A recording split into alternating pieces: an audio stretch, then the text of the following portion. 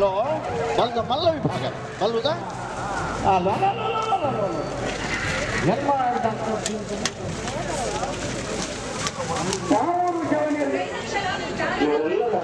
ದುಗ್ಲಾವಶರ ಬರ್ತಿದ್ದಾಯ್ತು ದುಗ್ಲಾವಶರ ಬರ್ತಿದ್ದಾರೆ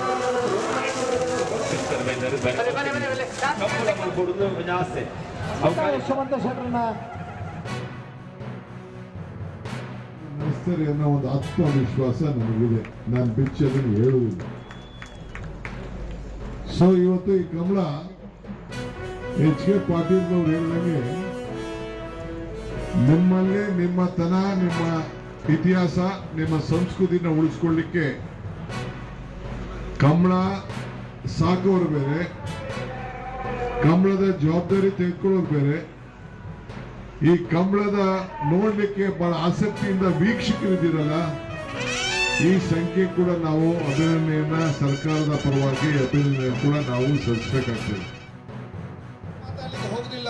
ನಾನು ಬಹುಶಃ ಇದಕ್ಕೆ ಈ ಕಾರ್ಯಕ್ರಮಕ್ಕೆ ಬಹುಶಃ ನಾವು ಆಹ್ವಾನಿಸಿದ ಬಂದಂತ ಸನ್ಮಾನ್ಯ ಡಿ ಕೆ ಶಿವಕುಮಾರ್ ಅವರಿಗೂ, ಎಚ್ ಕೆ ಪಾಟೀಲ್ ಅವರಿಗೂ, ನಮ್ಮ ದಿನೇಶ್ ಗುಂಡ್ರವರಿಗೂ, ಎಲ್ಲ ನಮ್ಮ ಶಾಸಕ ಮಿತ್ರರಿಗೂ ನನ್ನ ವಿಶೇಷವಾದ ಅಭಿನಂದನೆ ಶುಭಾಶಯ ನಾನು ಸಲ್ಲಿಸಲಿಕ್ಕೆ ಬಯಸ್ತೇನೆ. ಅದರ ಜೊತೆಯಲ್ಲಿ ಮಹಿಳಾ ಮತ್ತು ಮಕ್ಕಳ ಇಲಾಖೆ ಸಚಿವರು ಕೂಡ ಇವತ್ತು ಬಂದು ಬಹುಶಃ ತಮ್ಮನ್ನು ಮಾತಾಡಿ ಹೋಗಿದ್ದಾರೆ. ಅವರು ಕೂಡ ಸ್ಮರಿಸಲಿಕ್ಕೆ ನಾನು ಇಚ್ಛಿಸುವಂತದ್ದು. ಆದ ಕಾರಣ ಬಹುಶಃ ಇಡೀ ಸರ್ಕಾರ ಬಹುಶಃ ಮಾನ್ಯ ಮುಖ್ಯಮಂತ್ರಿ ಕಳೆದ ವರ್ಷ ಬಂದಿದ್ದಾರೆ, ತಾವೆಲ್ಲ ಕೂಡ ಇವತ್ತು ಬಂದಿದ್ದೀರಿ. ನಾನು ಬಹುಶಃ ಒಬ್ಬ ಸೋದರನಾಗಿ ಹೇಳುವುದಿಷ್ಟೇ, ಈ ಕಮಲೋತ್ಸವ ಕಾರ್ಯಕ್ರಮ ಅದು ಒಂದು ದಿವಸದ ಕಾರ್ಯಕ್ರಮ ಮಾತ್ರ ಸೀಮಿತವಾಗಿಲ್ಲ, ಅಥವಾ ಇದು ಬರೀ ಒಂದು ಕೋಣಗಲು ಓಟ ಮಾಡುವಂತ ಒಂದು ದಿವಸದ ಒಂದು ಓಟ ಮಾತ್ರ ಅಲ್ಲ. ಇದು ಬಹುಶಃ ದಕ್ಷಿಣ ಕನ್ನಡ ಜಿಲ್ಲೆಯ ಮಣ್ಣಿನ ಜಾನಪದದ ಸಂಸ್ಕೃತಿ, ಸೋದರತೆ, ಪ್ರೀತಿ, ವಿಶ್ವಾಸವನ್ನು ಬಿಂಬಿಸುವಂತಹ ದೊಡ್ಡ ಮಟ್ಟದ ಕ್ರೀಡೆ ಇವತ್ತು ಆಗಿದೆ ಅಂತ ನಾನು ಹೇಳಲಿಕ್ಕೆ ನಾನು ಇವತ್ತು ಬಯಸ್ತೇನೆ.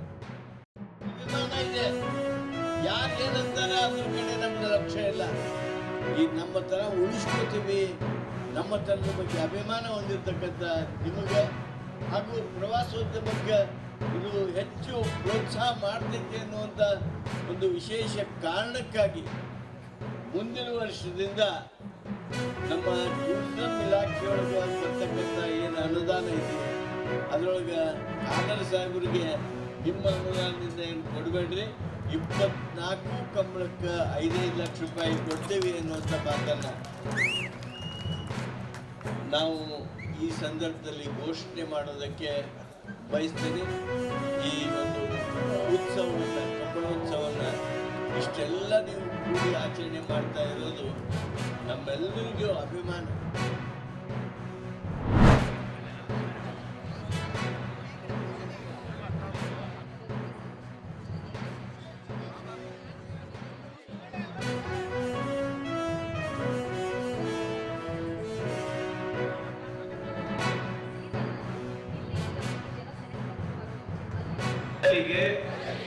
ಸರಿಯಾದ ಕಸದ ಬುಟ್ಟಿಗಳಲ್ಲಿ ಮಾತ್ರ ಹಾಕುತ್ತೇನೆ.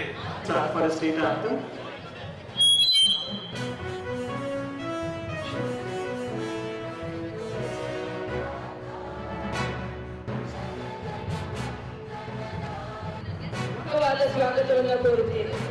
ಹಾಗೆಯೇ ಮೈಸೂರು ವಿಶ್ವವಿದ್ಯಾನಿಲಯದ ಗೌರವಾನ್ವಿತ ಕುಲಪತಿಗಳಾದಂತಹ